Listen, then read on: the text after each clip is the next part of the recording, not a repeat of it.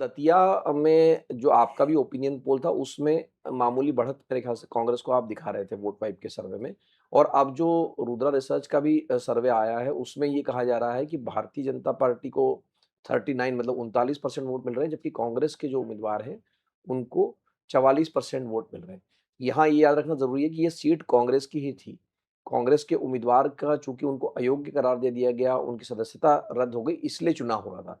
लेकिन नज़र इस बात के लिए भी है कि नरोत्तम मिश्रा जो कि पूर्व मंत्री थे, जो बड़े नेता हैं बीजेपी के, ये उनकी सीट है, उनका टिकट बीजेपी ने काटा और अपना उम्मीदवार वहाँ बदल दिया है। तो अमिताभ, अगर ये तो जो एग्ज़िट पोल दिखा रहा है, या आपकी भी राय में यहाँ पर बीजेपी हार रही है, यानी कांग्रेस एक तरह से सीट रिटेन कर रही है। नहीं, हमने जो ओपिनियन पोल किया था उसमें बीजेपी ही आगे थी, लेकिन with in margin of error आगे थी। मतलब 3% से कम का मार्जिन था, तो 50-50 सीट, क्योंकि इंडस्ट्री मार्जिन ऑफ एरर ही 3% है। अब वहां पर भी दो तीन बातें हैं। एक बात है कि जो कांग्रेस के कैंडिडेट थे जो डिस्क्वालीफाई हुए, जिसकी वजह से ये सीट दोबारा चुनाव में गई है, उनकी भी कहीं ना कहीं कांग्रेस पार्टी से नाराजगी, क्योंकि वो अपना रिश्तेदार या अपने बेटे बेटी को कैंडिडेट चाह रहे थे।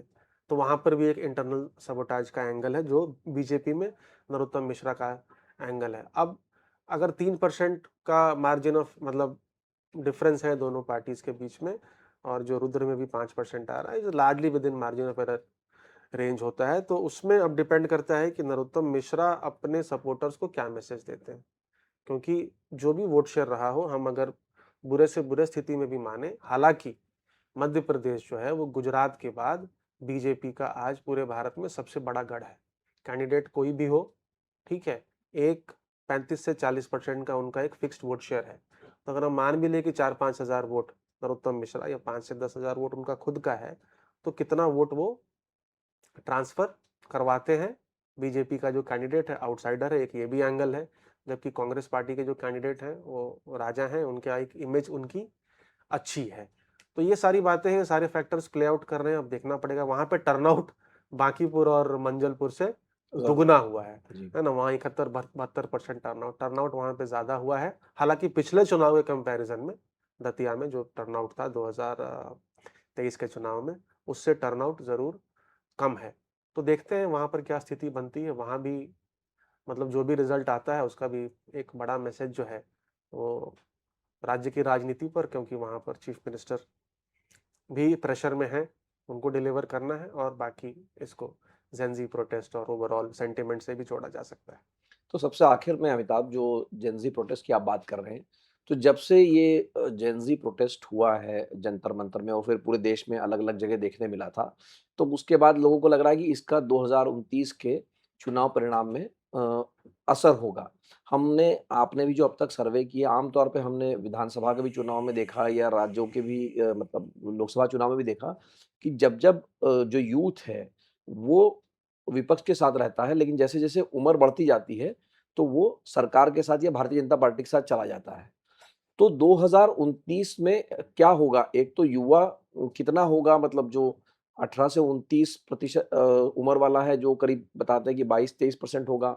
फिर जिन्होंने 2014 में वोट डाला था, वो भी अब करीब-करीब जो है वो 35-40 साल की उनकी भी उम्र हो गई है। तो क्या ये जो युवा वर्ग है, जो 40 से कम है, क्या ये वहाँ पर चुनाव के नतीजों को प्रभावित कर सकता है, पलट सकता है, ऐसा आपको लगता है? देखिए, लार्जर इशू जो था, ऑफ कोर्स एनईईटी का जो पेपर लीक है वो ट्रिगर पॉइंट है, बट लार्जर इशू बेरोजगारी, lack of jobs, lack of growth in private sector jobs और थ्रेट ऑफ एआई है। क्योंकि भाई लोगों को ये नहीं समझ आ रहा है कि आज जो हम करियर परस्यू कर रहे हैं वो कल को रेलेवेंट रहेगा भी कि नहीं रहेगा। और जैसा आपने कहा, अक्रॉस इंडिया अगर हम सर्विस करें तो 18 से 25 या 18 से 29 इस ग्रुप में सबसे ज्यादा डिस्कंटेंट होता है, जिसकी भी सरकार हो उसके खिलाफ, क्योंकि बेरोजगारी नंबर 1 मुद्दा है जी। और इसके ऊपर किसी के पास कोई टेंजिबल सोल्यूशन नहीं है। अभी तक क्या हो रहा था कि 18 से 29 साल का जो ग्रुप है, इसकी आबादी 21-22%, और यही 18 से 40 अगर हम इंक्लूड कर लें तो यह लगभग 40% के करीब हो जाता है। अभी तक 18 से 29 ग्रुप क्योंकि 20-22% ही है, तो नॉन युवा, क्योंकि टेक्निकली 30 साल तक आप युवा मान सकते हैं, नॉन युवा ग्रुप 80% है। तो अभी तक इसका जो है हम हमेशा चर्चा करते रहे हैं कि अगर बेरोजगारी नंबर 1 मुद्दा है, युवा डिस्कनेक्टेड है, डिसकंटेंटेड है, तो उसका रिजल्ट पे क्यों नहीं इम्पैक्ट पड़ रहा है? क्योंकि संख्या बल कम है। पहली बार तमिलनाडु के चुनाव में युवा ने ये दिखाया है, क्योंकि वहां भी नंबर तो यही थे, लेकिन युवाओं ने अपने ग्रुप से बियॉन्ड लोगों को इन्फ्लुएंस करके अपने साथ जोड़ा है। तो ये एक रिस्क है, ये थ्रेट है, जो सारे पॉलिटिकल पार्टीज को दिख रहा है कि युवा अगर दूसरे ग्रुप्स को, यानी अपने पेरेंट्स को, रिलेटिव्स को, सीनियर्स को अपने साथ अपने मुद्दे पे इकट्ठा कर लेता है, तो वो सरकार बना भी सकता है और बिगाड़ भी सकता है।